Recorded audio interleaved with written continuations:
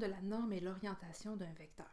La norme d'un vecteur, donc d'un vecteur que j'appellerais V par exemple, ça va être représenté à l'aide des doubles barres que vous avez ici dans l'écriture, donc celle-ci. Ça, c'est pour représenter la norme d'un vecteur, c'est la notation qu'on va privilégier. Et ça représente donc un nombre réel qui caractérise la grandeur de notre vecteur. Donc, si on veut, dans une certaine mesure, sa longueur. Il est à noter que les vecteurs, il y en a de différents types, mais si jamais on avait un vecteur de norme 0, donc de longueur 0, on parlerait à ce moment-là de vecteur nul, et la façon de le nommer ou de le noter serait un 0 surmonté d'une flèche. On a aussi la possibilité d'avoir un vecteur de norme 1, donc si on veut de grandeur 1, et à ce moment-là, ce vecteur-là, on va l'appeler un vecteur unitaire. On verra un peu plus tard comment on peut aller déterminer les composantes, donc c'est-à-dire les portions horizontales et verticales de nos vecteurs, dans une prochaine capsule. Graphiquement, la norme de notre vecteur est donc associée à sa longueur et son orientation, notre vecteur. Nous avons parlé de ça dans l'introduction des vecteurs à la capsule 4.1, mais l'orientation d'un vecteur, ça va correspondre à un angle formé par notre vecteur et une droite horizontale.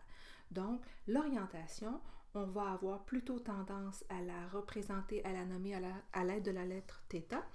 Et cette droite horizontale-là et notre vecteur vont donc former un angle, si on veut, et cette droite horizontale-là va passer par l'origine du vecteur. Dans quelques instants, je vous le montre à l'aide de différents exemples. Il est particulier que la mesure de notre angle va s'effectuer donc dans le sens anti-horaire par rapport à la partie de cette droite qui est située à droite de notre vecteur ou de l'origine de notre vecteur. Donc, si on regarde ça avec différents exemples.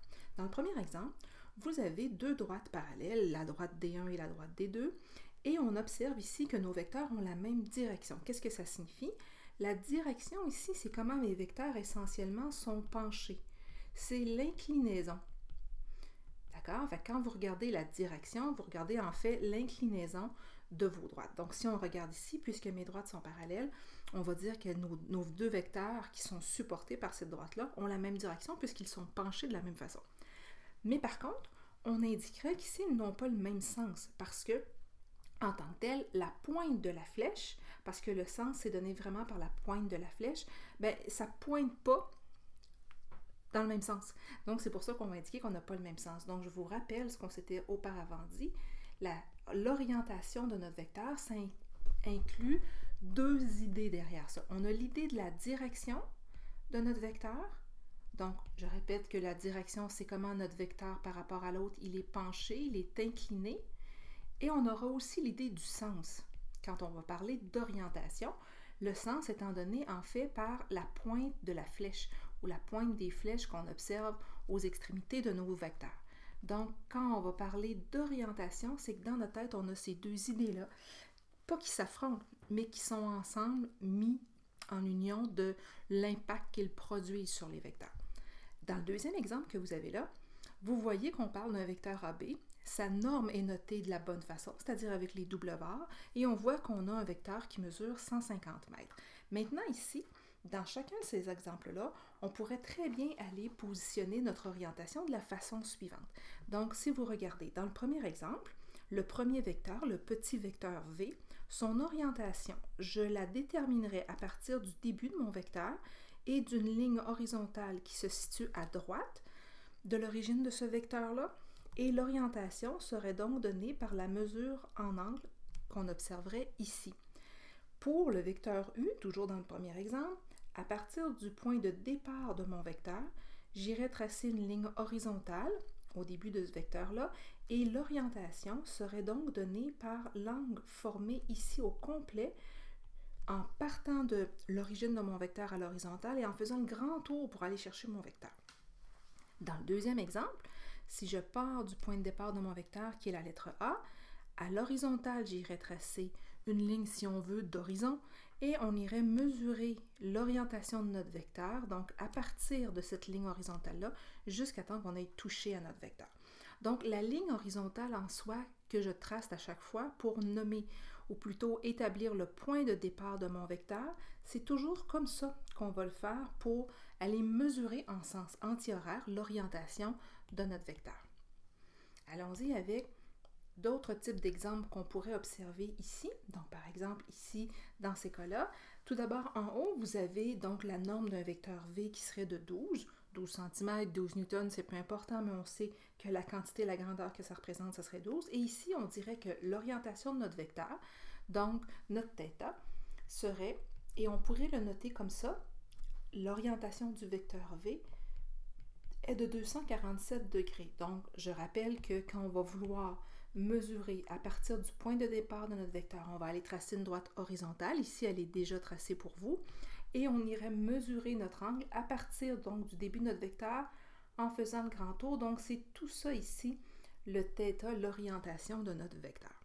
Maintenant, on pourra déterminer la norme de notre vecteur, donc sa grandeur, sa longueur, à l'aide de ses composants et bien sûr de la relation de Pythagore. Pourquoi?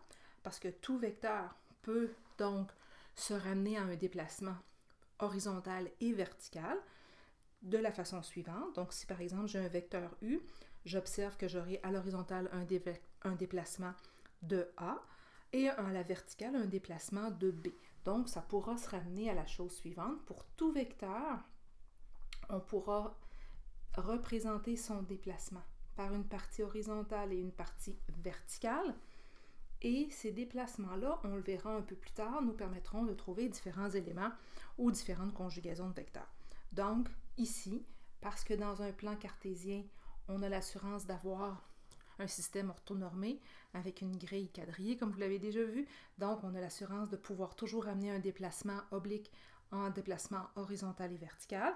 Donc, on aura toujours l'assurance d'avoir un triangle rectangle, ce qui nous permet de faire la règle de Pythagore pour déterminer la norme et d'utiliser la trigonométrie, entre autres la tangente, pour déterminer l'angle de notre vecteur, l'orientation de notre vecteur. Maintenant, on va réutiliser donc les concepts de trigo que vous avez déjà appris en 4e secondaire. J'espère pour vous que c'est pas trop loin. Si on regarde le premier exemple d'application de ça, donc dans ce vecteur-là ici, j'ai un vecteur U rouge qui a un déplacement horizontal de 18 et vertical de 5. Donc, je pourrais représenter sa norme de la façon suivante. Et pour aller calculer donc la longueur, ça reviendra à calculer l'hypoténuse de mon triangle. Donc 18 au carré plus 5 au carré. Et en effectuant ce calcul-là, j'obtiendrai, à peu de choses près, 18,68.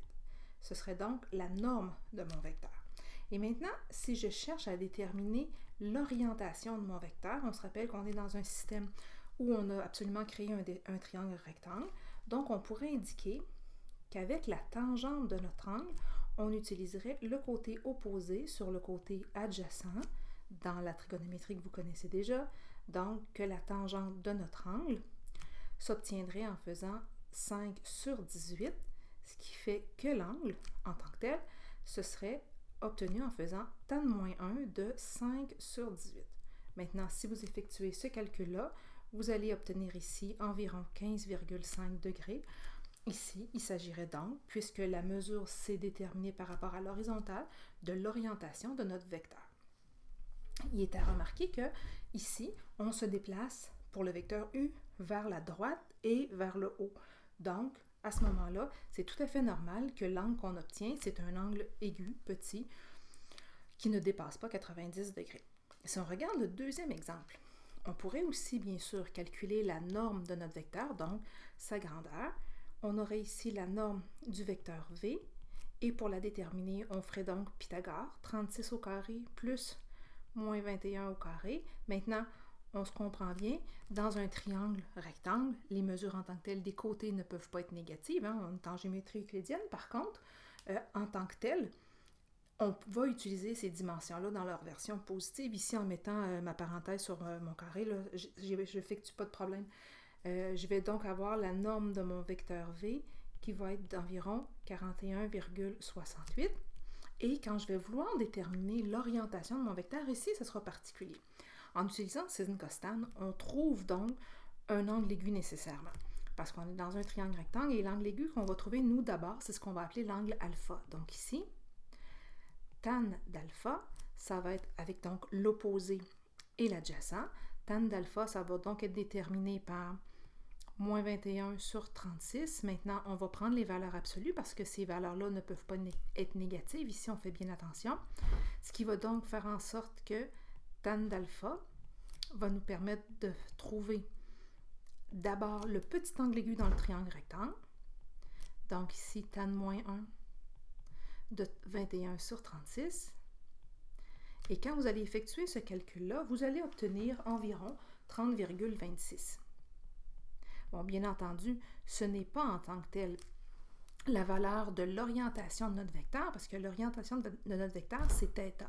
Donc, c'est le grand angle qui part de l'horizontale, qu'on a déjà vu auparavant, et qui nous permet de faire le grand tour pour obtenir vraiment l'orientation globale du vecteur. Donc, pour faire ça, on sait qu'un tour complet, ce serait 360 degrés. Donc, on va enlever la partie d'angle aigu qu'on a déterminée il y a quelques instants et on va trouver avec ça la valeur donc de 329,74 degrés, qui est ici, effectivement, l'orientation de notre vecteur puisqu'il va vers la droite et vers le bas. Donc, il fait pratiquement un tour complet. C'est tout à fait normal à ce moment-là que l'angle qu'on obtient soit un angle de 300 quelques degrés.